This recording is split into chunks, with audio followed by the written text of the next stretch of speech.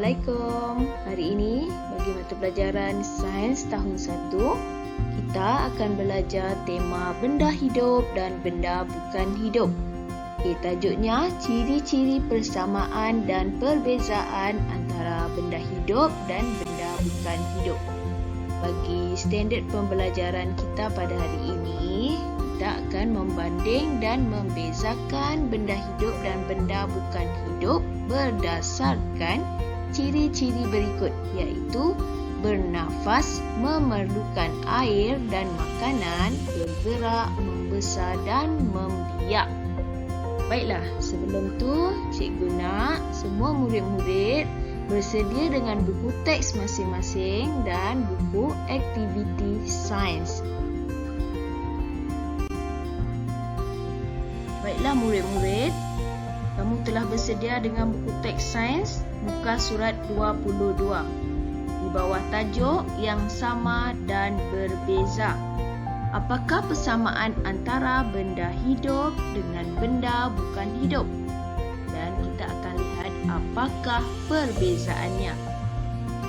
Lihat itu, burung sedang terbang ke sarang. Yalah, kapal terbang pun sedang terbang di udara.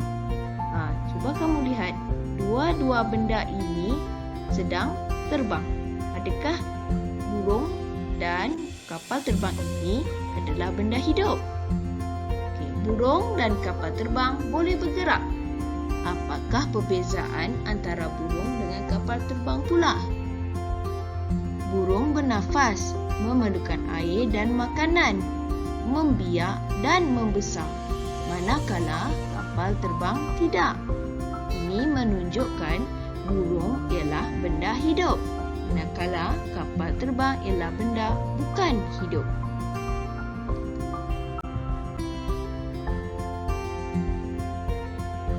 Seterusnya, mari kita lihat buku surat 23. Aktiviti reka cipta peta buih banding beza. Alat dan bahan yang diperlukan: gam, pen penanda, kad manila, gambar belon dan katak, dan gunting. Di gunting ni ada tanda awas. Pasti kamu perlu berhati-hati apabila menggunakan gunting. Seterusnya, langkah-langkah.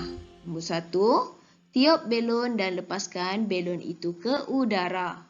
Kedua, kenal pasti persamaan dan perbezaan ciri antara belon dengan katak. Yang ketiga, rekodkan pemerhatian kamu dalam jadual seperti di bawah. Cikgu nak kamu salin jadual ini di dalam buku latihan kamu. Buku tulis kamu. Yang keempat, hasilkan peta buih banding beza seperti yang berikut. Kamu buat dua bulatan yang besar untuk kamu lekatkan gambar belon dan katak. Sekiranya tiada gambar belon dan katak, kamu boleh lukis. Lukis sendirilah. Dan kemudian kamu buat lagi 8 bulatan kecil. Di tengah-tengah ini adalah persamaan. Macam mana nak tahu jawapan dia? Kamu boleh rujuk semula dekat dalam jadual. Cuba kamu lihat, persamaan antara belon dan katak ialah membesar dan bergerak. Itu jawapan dia, kamu boleh tulis di situ. Manakala perbezaan dia pula, belon tidak membiak. Belon tidak memerlukan air dan makanan. Lagi satu, belon tidak apa? Belon tidak bernafas. Manakala perbezaan bagi katak pula, katak ini bernafas. Katak memerlukan air dan makanan. Lagi satu, katak perlukan apa? Katak boleh membiak. Soalan, apakah persamaan antara belon dengan katak? Boleh kamu jawab? Jawapannya ada dalam peta buih yang kamu telah hasilkan itu. Soalan 2, apakah perbezaannya? Mengapa? Apakah perbezaannya? pun kamu telah tulis dalam peta buih ini. Mengapa? Jawapannya, semua benda hidup mesti mempunyai semua ciri, iaitu bernafas, memerlukan air dan makanan, bergerak, membiak dan membesar. Kalau tiada salah satu ciri ini, benda itu bukan benda hidup. Okey.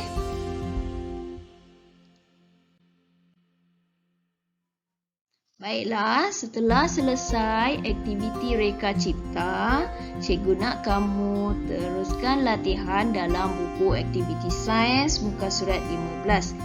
Okey, latihan ciri-ciri persamaan dan perbezaan. Tandakan betul pada jawapan yang betul. Okey, dua benda di sini ialah siput dan juga kipas angin. Okey, kamu tandakan betul Okey, cuba lihat ciri yang pertama, bernafas. Adakah siput bernafas? Okey, adakah kipas angin bernafas? Okey, mana jawapan yang betul? Kamu tandakan betul. Okey, ciri yang kedua, memerlukan air dan makanan. Di antara dua benda ini, benda yang mana memerlukan air dan makanan? Okey, seterusnya ciri yang ketiga, bergerak.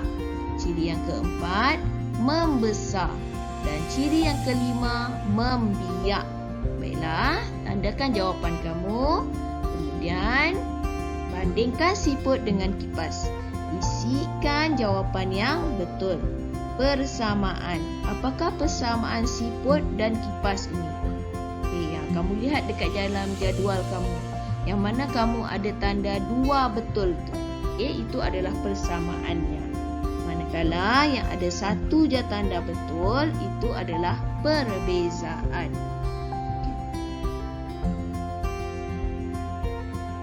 Bagi jawapan yang telah siap, kamu boleh ambil gambar dan upload di dalam Google Classroom untuk disemak. Baiklah, itu saja dari cikgu. Selamat menjawab. Sekian, terima kasih.